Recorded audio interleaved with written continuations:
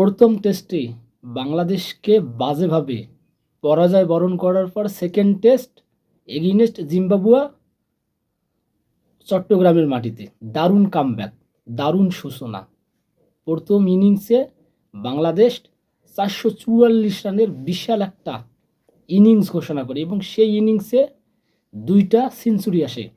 যেটা প্রথম সাদমান হোসেন 120 রান করে এবং মেহেদী হাসান মিরাজ সে 104 রান করে। শেষ ফিনিশিংটা মেহেদী হাসান মিরাজ এবং তানজিদ হাসান তামিম দেয়।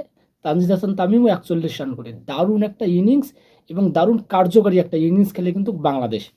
এবং জিম্বাবুয়ের চট্টগ্রামের ফার্স্ট ইনিংস, সেখানে তারা 227 রান করে ফার্স্ট ইনিংসে এবং বাংলাদেশ ফার্স্ট ইনিংসে 444 রান করে এবং 217 রানের একটা ট্রায়াল দেয়।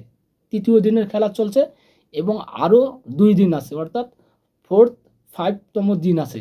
যদি বাংলাদেশ জিম্বাবুয়েকে এখন পর্যন্ত আমি যতটুকু জানছি যে 20 রানে 2 উইকেট চলে গেছে, অর্থাৎ আজকের দিন আছে কালকের দিন আছে, এর মধ্যে যদি বাংলাদেশ জিম্বাবুয়েকে আটকে দিতে পারে তাহলে বাংলাদেশ অনায়াসে টেস্টটা জিততে পারে, নতুবা এই টেস্ট একটা ড্র হওয়ার সম্ভাবনা আছে।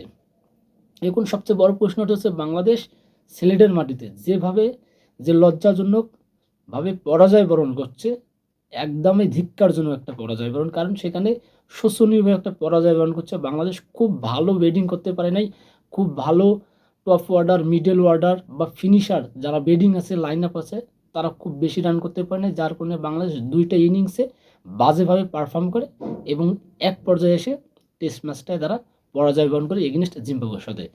এবং সেকেন্ড টেস্ট ম্যাচ যেটা ঘুরে দাঁড়াইছে এবং ঘুরে দাঁড়ার সবচেয়ে বড় অবদানটা যা, সেটা হচ্ছে ওপেনিং জুটি ছিল এনামুল হক এবং সাদমান হোসেন। তাদের একটা পার্টনারশিপ, 108 রানের একটা পার্টনারশিপ, যেটা কার্যকরী গুরুত্বপূর্ণ ভূমিকা পালন করে এবং তারই ধারাবাহিকতায় বাংলাদেশ পরে লম্বা একটা ইনিংস খেলতে পারে এবং সেই ইনিংসে কার্যকরী ভূমিকা পালন করে সাদমান হোসেন এবং শেষ ফিনিশারটা দেয় মেহেদী হাসান মিরাজ এবং তানজিদ হাসান তামিম। আমাদের দলীয় ক্যাপ্টেন সে 23 রান করে, মমিনুল হক সে 33 রান করে, মুশফিকুর রহিম 40 রান করে এবং শেষে এসে তারা 2 জন দলটাকে একটা বড় লিড এনে দেয়।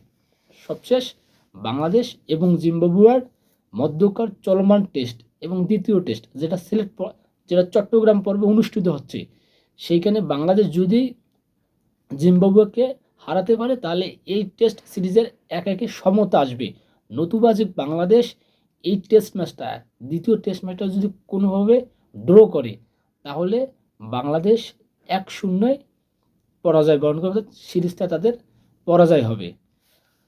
আর এই মুহূর্তে বাংলাদেশের যা কন্ডিশন, বোলিং বিশেষ করে যদি বলি, ফার্স্ট ইনিংসে বাংলাদেশ যে বল করছিল সেক্ষেত্রে তাইজুল ইসলাম সে 6টা উইকেট নিয়েছিল এবং দারুণ গুরুত্বপূর্ণ উইকেটগুলো তুলে নিয়েছিল এবং কার্যকরী একটা ভূমিকা পালন করছে, যার কারণে খুব অল্প রানে জিম্বাবুয়ে কিন্তু আটকে যায়, মাত্র 227 রানে তারা আটকে যায়।